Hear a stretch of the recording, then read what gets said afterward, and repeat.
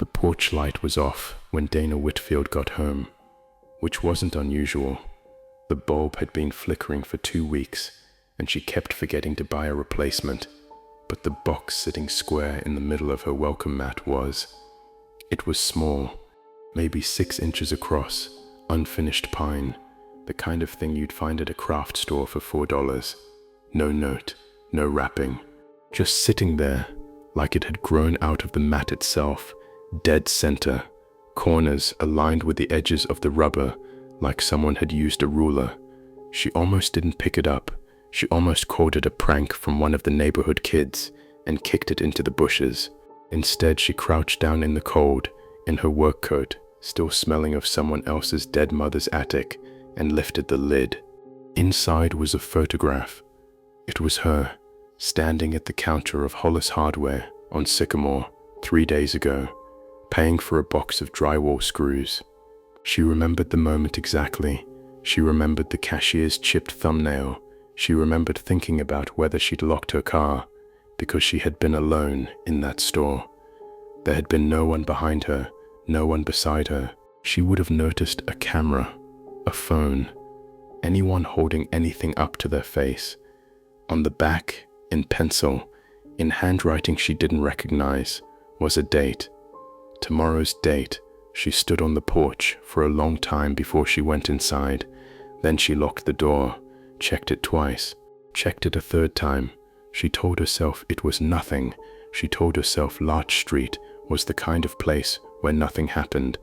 And that, she realized later, was exactly the kind of thing people said right before something did. Dana was 34 and had been back in Larch Hollow for 4 months, ever since her mother's stroke put a hard, final period on the sentence of a house that had been in the family since 1987. She did estate work now, going through the belongings of the recently dead for a living, cataloging lamps and china and boxes of photographs nobody wanted, pricing them for strangers to buy at folding tables in driveways. It was steady work. It kept her hands busy. It meant she didn't have to think too hard about the fact that she was 34 and divorced and sleeping in her childhood bedroom with a water stain on the ceiling that had been there since she was 11. The photograph sat on her kitchen table overnight. In the morning, it was still there, and the date on the back was still tomorrow's, which meant it had in fact become today. Nothing happened. She went to an estate sale walkthrough in the morning, ate a sandwich in her car at noon, came home at 4 to find her porch exactly as she'd left it. No box, no visitor. She told herself the date was a coincidence, that someone, Reggie from 2 doors down maybe, who still thought it was funny to leave rubber snakes in mailboxes, had taken the photo on a phone and printed it small, and that the box was nothing, and that she was letting a boring house make her paranoid. She almost believed it until the second box came, 9 days later, and inside it was a small brass button, anchor pattern worn smooth on one side. It was her mother's button. It came from a navy pea coat Dana remembered from childhood, a coat given away to Goodwill sometime around 2003. She hadn't thought about that coat in 20 years. If you'd asked her yesterday, she couldn't have described it, but she recognized the button instantly, the way you recognize a smell before you recognize the memory attached to it. Her mother's coat had been buried with her. Dana had chosen it herself, standing in the funeral home 4 months ago, running her hand over the wool because it still smelled faintly like her mother's perfume, and asking that she be dressed in it before the casket closed. She called the funeral home the next morning, feeling insane even as she dialed. They confirmed, patiently, a little confused by the question, that yes, her mother had been buried in the navy coat, all buttons intact, nothing removed, no reason it would have been. Dana checked her doorbell camera footage from both nights. The porch light glitched in and out on a bad sensor, but the camera itself worked fine, motion triggered, and both nights it had recorded nothing. No car, no footsteps, no person walking up the 3 concrete steps to leave a box exactly centered on a rubber mat. the box simply appeared. Both times, the footage showed an empty porch, and then, without any triggering motion between the frames, the box. Larch Street was 4 blocks of split levels and colonials built in 1962, tucked behind the strip malls of Route 9, the kind of neighborhood where everyone had lived there, either forever or not at all. Dana's mother had been a forever 36 years in the same house, which meant Dana, at least, had a claim to ask questions without being treated like an outsider. Mostly. Earl Voss lived across the street, and 2 houses down, 81 years old, retired from the county road department, the kind of man who was always outside doing something to his lawn, regardless of season. He'd known Dana's mother. He'd brought a casserole to the funeral, apologized for it being frozen, said his hands didn't do delicate work anymore. When Dana asked him, carefully, on a Tuesday afternoon, while he was raking leaves that weren't really there to rake, whether he'd ever heard of anyone getting strange packages left on Larch Street, no return address, no explanation, Earl's rake stopped moving for exactly 1 second before he answered. "Can't say that I have," he said, and went back to raking, and Dana noticed that his hands, for a man who claimed they didn't do delicate work anymore, were gripping the rake handle hard enough to whiten his knuckles. She should have pushed. She didn't, because Earl looked at her the way you look at someone you're trying to protect from bad news, and some instinct in her, the same one that told her not to open her mouth in rooms full of people arguing, told her to let it go for now and watch instead. She started watching Larch Street the way she catalogued estate items, methodically, with a legal pad, dates, and observations in neat columns. Earl checked his own mailbox 3 times a day. The Hendersons at the corner had put up 2 new security cameras in the last year, angled not at their own house, but at the street itself. Mrs. Petrosky, 91, hadn't left her house in the daylight in as long as anyone could remember, and her son drove up from Columbus every single Sunday without fail, like a man keeping a promise. The 3rd box came 11 days after the 2nd, and this time Dana was awake when it happened. She'd taken to sitting in the front room after dark with the lights off, watching the porch through the gap in the curtains, telling herself she'd catch whoever was doing it. At 11:47 p.m., by the clock on her phone, she watched the porch mat, empty. She checked her phone, a work email, nothing important, and when she looked back up, 40 seconds later, by the timestamp, the box was there. No footsteps, no shadow crossing the yard, no car door, no engine, nothing on the doorbell camera when she checked it afterward, except the same maddening jump, empty mat, then box, with no frames in between showing how it got there. Inside the 3rd box was a key, small, brass, old-fashioned, the kind that opened something from decades ago, rather than anything built today. Taped to it was a strip of paper with 4 words written in the same unfamiliar pencil hand as before. Ask Earl about 1998. Earl Voss did not want to talk about 1998, and it took Dana 3 visits and 1 uncomfortable dinner of reheated pot roast at his kitchen table before he finally did, staring at his own hands the whole time instead of at her. In 1998, Earl's daughter Carrie had been 26 years old and living in the house at 114 Larch, 3 doors down from where she'd grown up, back when Earl and his late wife still owned it before selling to the Hendersons. Carrie received a box. Earl didn't know that at the time. He only found out about it later, going through her things, but she'd apparently been receiving them for weeks before she disappeared. Her car was found at the county park, 11 miles out. Doors unlocked, purse on the seat, phone dead in the cup holder. No body, no note, no trace, ever, in 26 years, despite a search that covered 40 square miles and a police investigation that Earl said, flatly, without emotion in his voice anymore, because the emotion had worn a groove so deep it didn't register as emotion at all. went nowhere because they didn't want it to go anywhere. "Who's they?" Dana asked. Earl looked at her for a long moment, and something in his face made her wish she hadn't asked. And then he said the thing that changed the shape of everything that followed.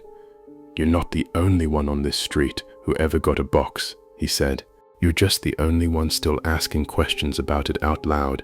What came next took Dana 3 weeks, and it started with an estate sale that had nothing to do with any of it, or seemed to. She'd been hired to catalog the belongings of Ruth Callahan, 94, who died in the county home with no living relatives anyone could locate. Ruth's house was 2 streets over from Larch, close enough to smell related. In a closet, Dana found a green 3-ring binder, water-stained, rubber-banded shut, full of newspaper clippings going back to 1971. Every clipping was a missing persons notice. Every single one was from Larch Street, or the 2 streets built alongside it in the same 1962 development phase. 12 names across 53 years. Carrie Voss was one of them. So was a man named Delmar Cho in 1984. So was a 17-year-old girl named Patty Ostrowski in 1971, the earliest one, whose clipping had a margin note in blue ink that read, simply, "First one." Behind the clippings were photocopied property records. Every house on the original 1962 phase of Larch Street had been built by the same company, Bellhaven Development, dissolved in 1979, but not before its owner, a man named Nathaniel Presser, had personally retained mineral and subsurface rights beneath every lot he sold.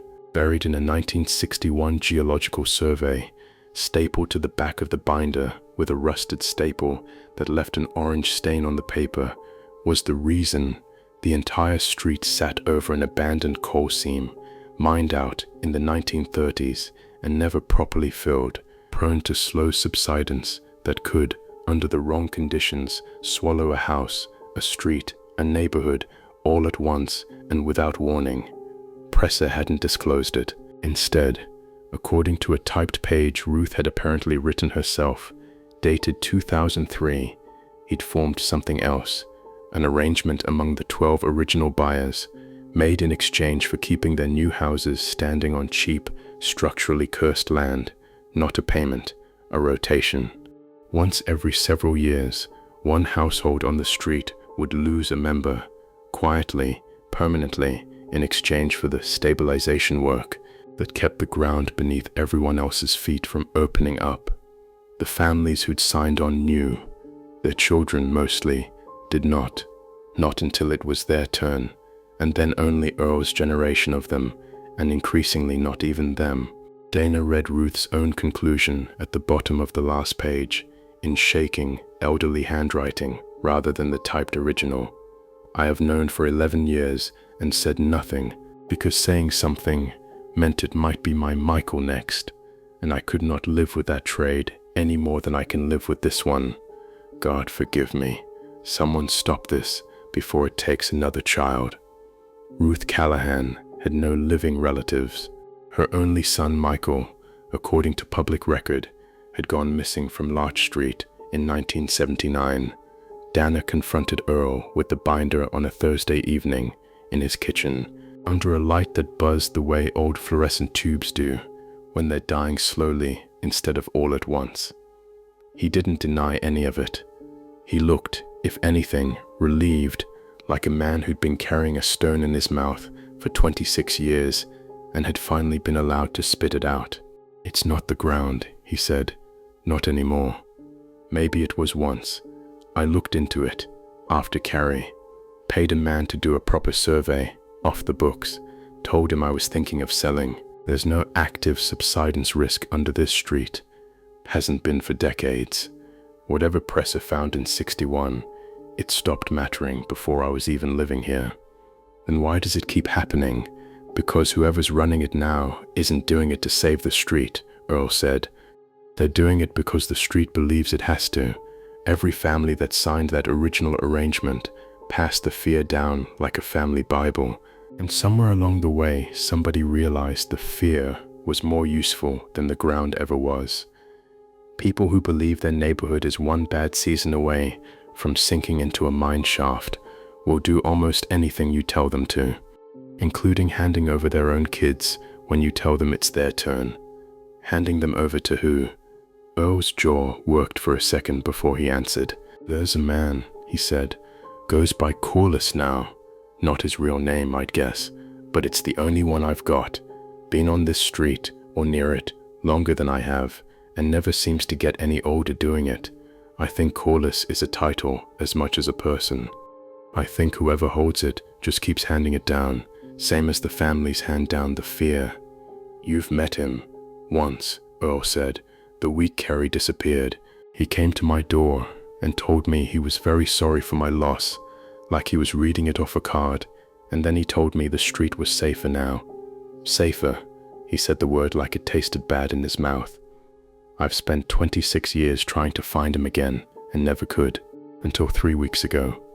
He reached into a drawer and set something on the table between them, a small pine box, identical to the ones on Dana's porch, unopened. "Mine came the same week yours started," Earl said. "I think it's because I'm the only one left who ever pushed back. I think this is him telling me it's my turn to finish what Carrie started, one way or another. I haven't opened it. I didn't want to know until I had to." They opened it together. Inside was a photograph of Dana, taken from the angle and the light sometime in the last 48 hours, standing at her own kitchen window, backlit, looking out at exactly the spot in Earl's yard where he was standing right now. Someone had been photographing her from a position that placed them, at the moment of the picture, essentially inside Earl's kitchen. On the back, in the same pencil hand, "Choose, her or the truth. You don't get both." They didn't sleep that night. They spent it at Dana's kitchen table with every light in the house on, going through the geological survey line by line, cross-referencing property deeds, trying to find some record of who currently held title to the mineral rights Presser had retained in 1961. It took until nearly 4 in the morning, but they found it, a shell company called Hollow Ridge Holdings, registered in Delaware, whose sole listed officer was a name Dana recognized immediately because she'd seen it on a mailbox 2 streets over, at the house directly behind Ruth Callahan's house. Corliss, Ronald Corliss, 73 years old, according to the county assessor's records, though the same name appeared on a 1962 Bellhaven Development payroll ledger Ruth had photocopied, which would have made him, in 1962, either an infant employee or a different man entirely, wearing an old name like a coat handed down through a family. Behind Corliss's house, visible on the county's aerial survey maps, a feature too regular to be natural, too old to be recent, was a rectangular depression in the earth, roughly the size of a house foundation, capped with what the survey notes, dated 1994, described only as existing structure, subsurface access, purpose unconfirmed. Dana thought of Carrie Voss's unlocked car at the county park 11 miles away, and of Michael Callahan, and of Paddy Ostrowski in 1971, the first one, and she understood, with the cold, complete certainty of a woman who catalogues the belongings of the dead for a living and knows what an ending actually looks like, that whatever was down there, it had been receiving people from Larch Street for over 50 years, and none of them had ever come back up. She wanted to call the police. Earl talked her out of it, not because he doubted her, but because he'd tried that once, in 1998, and watched Deputy Renner's predecessor take a report, nod politely, and do nothing, because, Earl had learned much later, the sheriff's department itself had a Larch Street native on its payroll, going back 3 decades, someone who'd quietly steered every one of these cases into the voluntary disappearance, insufficient evidence pile before anyone above him ever asked a hard question. "If we call it in through the front door," Earl said, "it disappears the same way Carrie did. We need proof first, proof that doesn't depend on anyone in this town believing us."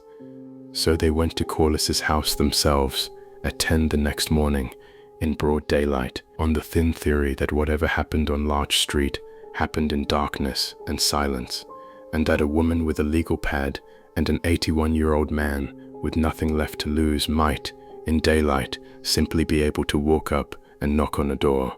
Ronald Corliss answered on the second knock. He was smaller than Dana expected, mild-faced, wearing a cardigan the color of wet sand. When he saw the two of them standing on his porch, he didn't look surprised. He looked, if anything, tired, the way people look at the end of a job they've done too many times to feel much of anything about anymore. "Earl," he said, "you brought her instead of coming alone. That's new. Where's my daughter, Corliss?" Corliss's mild face didn't change.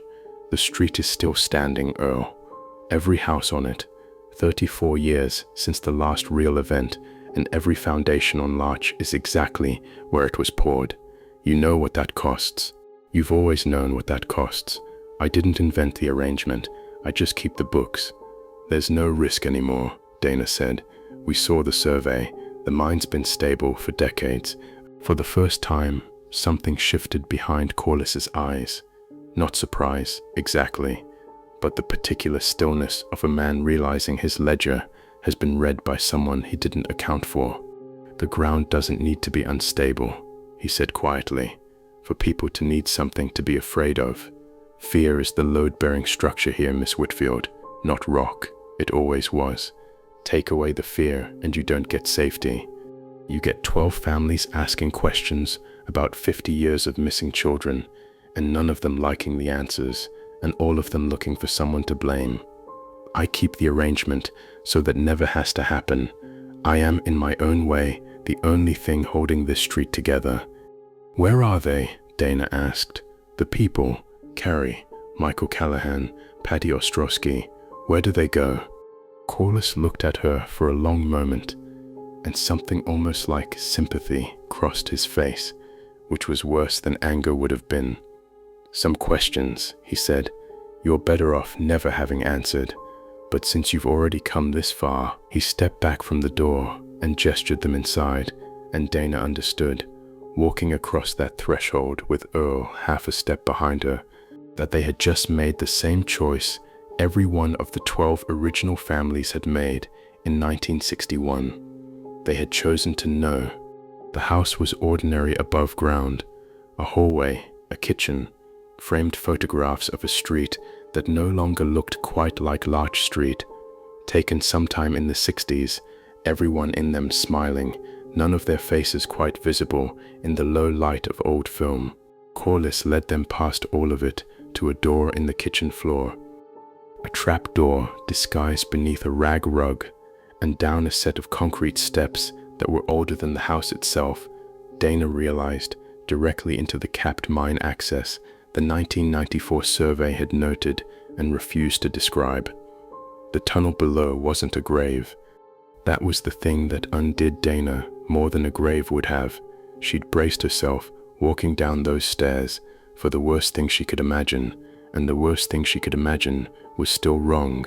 It was a room, lived in, low-ceilinged, lit by bulbs strung along old mine support beams, furnished with mismatched furniture, decades out of date, and in it were people, not bodies, people, alive, moving, aged variously between their 20s and their 70s, watching Dana and Earl come down the stairs with a particular blank exhaustion of people who had stopped a long time ago, expecting anyone to come down those stairs for them. A woman near the back of the room stood up slowly from a threadbare armchair.